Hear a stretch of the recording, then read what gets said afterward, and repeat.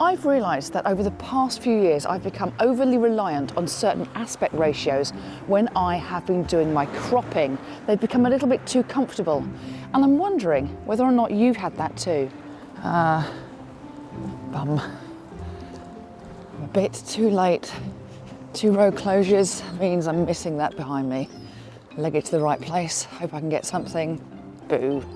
I've come for dawn/sunrise to Eastbourne today to do a bit of purposeful pondering, because there is absolutely no doubt that knowing how to crop photos to the right aspect ratio can make or break a composition. And this year, a bit loud, this year I have actually made a couple of changes and perhaps discoveries that I didn't realise were going to change how I think about photography. You see, I've realised that I've become a little bit constrained by my own rules, favouring repeatedly certain aspect ratios. In today's video, I'd like to encourage you to think perhaps a tad bolder in your choice of aspect ratios and cropping, and perhaps maybe break the odd self-imposed rule that you perhaps didn't twig that you'd given yourself. Now, as a photographer, I like to think that I shoot with purpose. Yes. That I methodically think through my creative decisions. But in practice, in the field, sometimes things get so frantic that, well, method and logic sort of goes out the window. Sometimes I can pre-visualise when I'm standing in front of a scene exactly how I want my final crop to look. But other times, I get home, I stick something on the computer and just say, oh, that's interesting. Why didn't I see that when I was out there? Now, I have the ability to look at aspect ratios in camera, but I don't do this because I wanted the flexibility to change my mind when I get home. Now, obviously I do have the option of overlaying a guide or two on the back of the screen, although I am very, very happy to ignore that if I want to get a bit more creative. To me, the selection of the crop should be an intrinsic part of my workflow. And perhaps it hasn't been so purposely thought out before.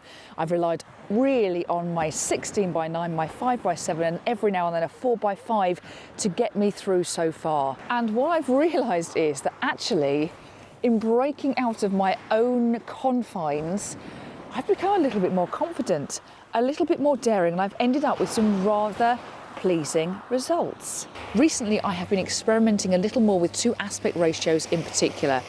And through my use of these, particularly if I've thought about it more in the field, I have in fact managed to elevate some of my shots because I have purposefully decluttered. And also, I've thought about where I want to take the viewer's eye amongst the scene. In order to illustrate exactly what I'm blathering on about, I would like to show you a location in Slovenia.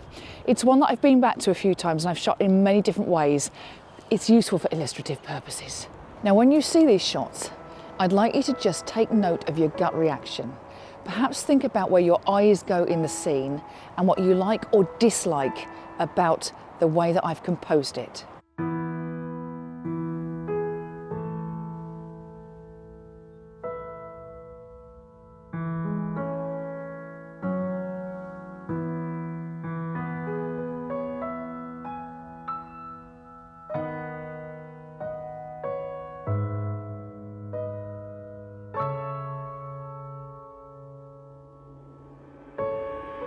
Right, let me introduce you to my new love, the 3:1, achieved in one of 2 ways. Either by a lovely set of photos that I've merged into a panorama and cropped, or in some circumstances, a single shot just cropped in.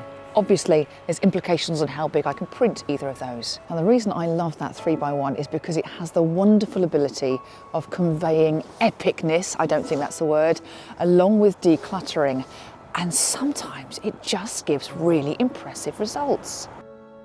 On some of these smaller scenes, the 3:1 does do very well, there's no doubt. But this is where the 3:1 comes into its own. And the decluttering is really helpful on intimate scenes. I also like the fact that it's quite quirky. And it just allows you to get those creative juices flowing sometimes. What it doesn't do very well, though, is translate onto social media. And in fact, it's not even going to show so brilliantly on your screen. In fact, as things stand, I'm having to do a bit of a workaround so my shot can actually be seen properly on Facebook and the gram of Insta. By heck, when you get it on your wall, it looks the dog's whatsits. The dog's whatsits. Now, I am aware that the 3:1, rather like my next choice, is going to be a bit marmitey. It will definitely elicit strong opinions, either highly favourable or a little bit of ugh. Now, I think the square crop is really quite a powerful tool. It has the ability to allow the photographer to challenge where they want to take the viewer's eye. Let's for a moment explore visual flow. That's the natural way that your eye will move through an image. Now, some photographs will have elements in them that will naturally guide the eye.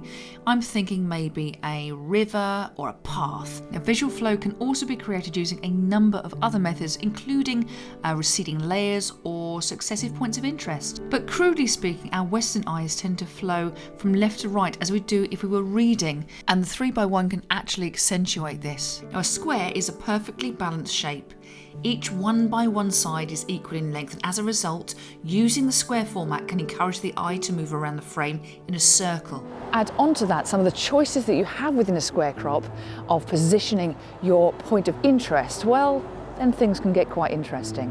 The square format lends itself to a simple approach. It almost forces you to keep the composition simple and thus create a stronger image. But creating a simple composition isn't always easy. This shot taken in Northumberland has the leading line of the water taking the eye to the castle. But which elements are actually my subject?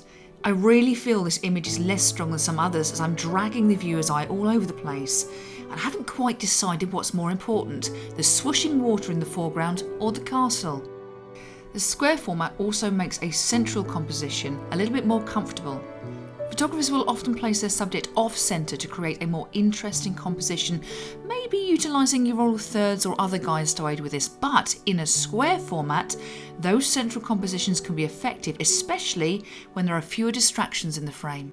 Negative space is the empty space in an image around the subject, and it can work really well in the square format.